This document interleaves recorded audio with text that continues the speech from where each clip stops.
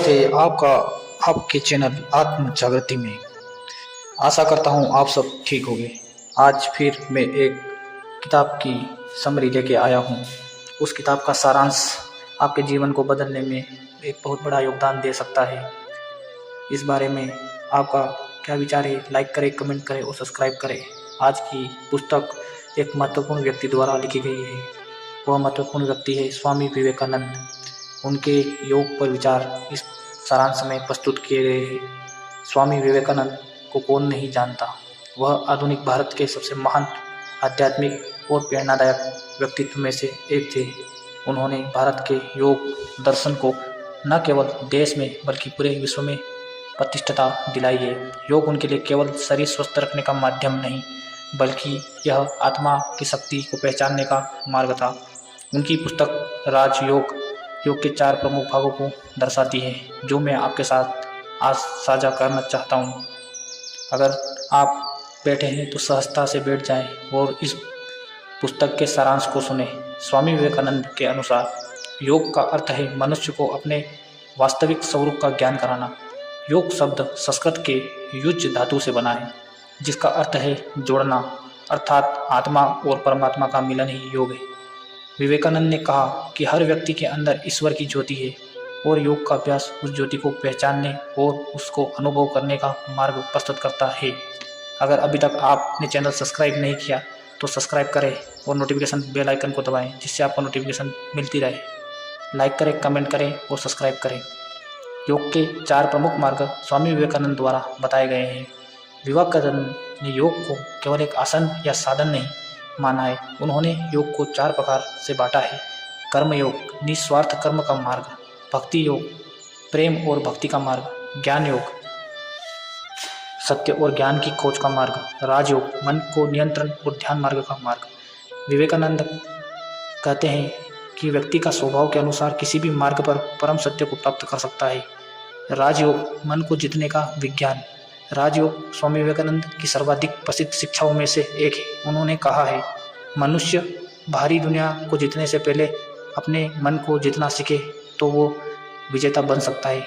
राजयोग का मूल सूत्र है चित्तवृत्ति निरोध, अर्थात जब मन की चंचलता रुक जाती है तब आत्मा का दर्शन होता है। यह एक गहरी बात है मित्रों। इसको समझने के लिए आपको अपने अंदर झांकना पड़ेगा। राजयोग सिखाता है कि हमारे सारे दुख, चिंता और भय का कारण हमारा अनियंत्रित मन है। जब हम ध्यान, प्राणायाम और एकाग्रता के अभ्यास से मन को स्थिर कर लेते हैं, तब हम अपने भीतर की दिव्यता का अनुभव कर सकते हैं। यह पुस्तक विद्यार्थी जीवन में बहुत आवश्यक है।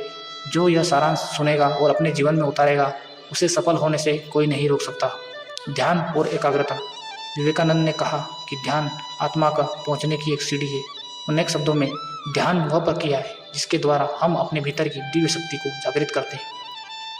ध्यान करने से मन की शक्ति कई गुना बढ़ जाती है। व्यक्ति एक क्षण के लिए भी पूरी एकाग्रता से सोचता है तो वह अपनी इच्छा को साकार कर सकता है। विवेकानंद जी का मानना था कि एकाग्रता सफलता की जड़ है, चाहे वह आध्यात्मिक हो या साधन हो या सांसारिक कार्य के लिए। दूसरा, प्राणायाम और श्वास का नियंत्रण। राजयोग में विवेकानंद जी कहते हैं, श्वास प्रश्वास के महत्व को समझाया है। प्राण ही जीवन की ऊर्जा है और जो अपने प्राण पर नियंत्रण पा लेता है वो ब्रह्मांड की शक्तियों पर नियंत्रण कर सकता है। प्राणायाम का अभ्यास शरीर को शुद्ध करता है, मन को शांत करता है और आत्मिक जीवन चेतना को जागृत करता है। तो दोस्तों, मैं कहना चाहूँगा, हो सके तो सुबह जल्दी उठ के कम से कम इस व्यस्त जिंदगी में 10 मिनट योग करें। फिर आता है कर्मयोग। स्वामी जी की यह बात मेरे हृदय को छू जाती है। निस्वार्थ कर्म का मार्ग ही कर्मयोग है। विवेकानंद जी कहते हैं, कर्मयोग जीवन का सबसे व्यवहारिक मार्ग है। उन्होंने सिखाया कि सच्चा योगी वही है जो कर्म करता है परंतु अपने कर्म के परिणाम में आसक्त नहीं होता है। यह भागवत में भी लिखी गई बात है जो स्वामी जी ने दोहराई है। कर्म में रहते हुए भी जो निष्काम है वही सच्चा योगी है। कर्म हमें सिखाता है अपने कर्तव्य को ईश्वर भक्ति मानकर करें, किसी स्वार्थ या लोभवश नहीं, क्योंकि ईश्वर की सच्ची भक्ति ही कर्म है। कर्म जीवन को आगे बढ़ाने की एक दशा है। कर्म भगवान के लिए करना चाहिए, वह कभी दुखी नहीं होगा। भक्ति योग, प्रेम का मार्ग। भक्ति योग में स्वामी विवेकानंद प्रेम को सबसे बड़ी शक्ति बताया है। उन्होंने कहा है, प्रेम ही वही शक्ति है जो मनुष्य को ईश्वर के समीप ले जाती है।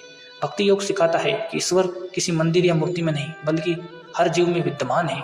इसलिए हर व्यक्ति से प्रेम करना चाहिए, सेवा करनी चाहिए और सच्ची भक्ति वही है ज्ञान योग आत्मबोध का मार्ग। विवेकानंद जी का कहना है कि सारा भय और दुख अज्ञान के उत्पन्न होने के कारण होता है। तुम नश्वर शरीर नहीं अमर आत्मा हो, यही ज्ञान योग का सार है। ज्ञान योग हमें आत्मा और ब्रह्मा के एकत्व का अनुभव कराता है। यह हमें यह समझने में मदद करता है कि दुनिया में सब कुछ अस्थायी है, केवल आत्म शाश्वत है।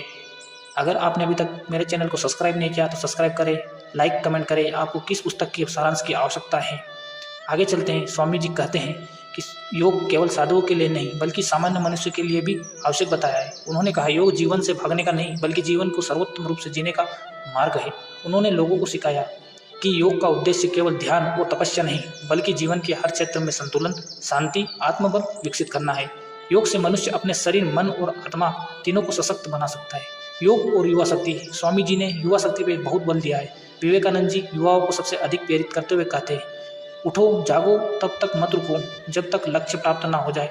इस वाक्य में गहरी सच्चाई छुपी हुई है, बस इसे वाक्य को सोचने समझने की आवश्यकता है। स्वामी जी के अनुसार युवा देश की सोई हुई शक्ति है जिसको जगना बहुत ज़्यादा जरूरी है। वह कहते हैं कि जो युवक अपने मन और शरीर पर नियंत्रण पा लेता है वह असंभव को भी संभव बना देता है। योग और आत्मविश्वास पर स्वामी जी का कहना है, विश्वास रखो कि तुम्हें अनंत शक्ति है। योग के माध्यम से वे आत्मविश्वास और आत्मबल को जागृत करने की बात कहते हैं। योग केवल साधन नहीं, यह आत्मा को शक्ति को पहचानने का साधन है। जो व्यक्ति योग के मार्ग पर चलता है वह भय, चिंता और नकारात्मकता से मुक्त हो जाता है, दिव्यता का अनुभव करता है। योग का आध्यात्मिक लक्ष्य। विवेकानंद जी का कहना है योग का अंतिम लक्ष्य है समाधि यानी ईश्वर के साथ एकत्व। जब मनुष्य ध्यान की गहराई में प्रवेश करता है तब वह अपने भीतर की आत्मा को महसूस करता है। यही वह अवस्था है जब मनुष्य को यह अनुभूति होती है, मैं शरीर नहीं, मैं आत्मा हूँ, मैं सीमित नहीं, अनंत हूँ। समाधि की अवस्था मनुष्य को अहम समाप्त कर देती है और वह सच्ची मुक्ति का अनुभव कराती है। यह एक ऊंची स्थिति है जिसे प्राप्त करना हर किसी के बस की बात नहीं, पर इसके लिए प्रयास करना हर किसी के बस की बात होती है। योग और विज्ञान को जोड़ते हुए स्वामी विवेकानंद कहते हैं, उन्होंने कहा योग का हर नियम वैज्ञानिक सिद्धांतों पर आधारित है, जैसे शरीर की गति, श्वास का लय, ध्यान की गहराई। सबका सीधा संबंध मन, मस्तिष्क और क्रियाओं से। योग का अभ्यास मनुष्य की मानसिक शक्ति, शारीरिक स्वास्थ्य और आध्यात्मिक उन्नति को तीनों देता है। विवेकानंद जी के कुछ योग विचार हैं जो मैं आपको कहना चाहता हूँ। जो अपने मन को वश में कर लेता है वह ईश्वर को पा लेता है। एकाग्रता ही सफलता का रहस्य है। योग हमें सिखाता है कि ईश्वर हमारे बाहर नहीं, हमारे भीतर है। कर्म करो, फल की चिंता मत करो, यही कर्म योग है। शक्ति तुम्हारे भीतर है, उसे पहचानने को और उसे जगाओ। स्वामी विवेकानंद योग दर्शन केवल शारीरिक क्रियाओं का संग्रह नहीं बल्कि एक पूर्ण जीवन दर्शन है। उन्होंने सिखाया है कि योग उद्देश्य जीवन से भागना नहीं बल्कि उसे श्रेष्ठ बनाना है। योग के बारे में स्वामी विवेकानंद के कुछ एक शब्द और है, हर आत्मा संभावित रूप से दिव्य है। उद्देश्य यह है देवता को प्रकट करना बाहर और भीतर योग माध्यम से। तो दोस्तों, मेरे इस पुस्तक का सारांश आपको कैसा लगा? अच्छा लगा हो तो लाइक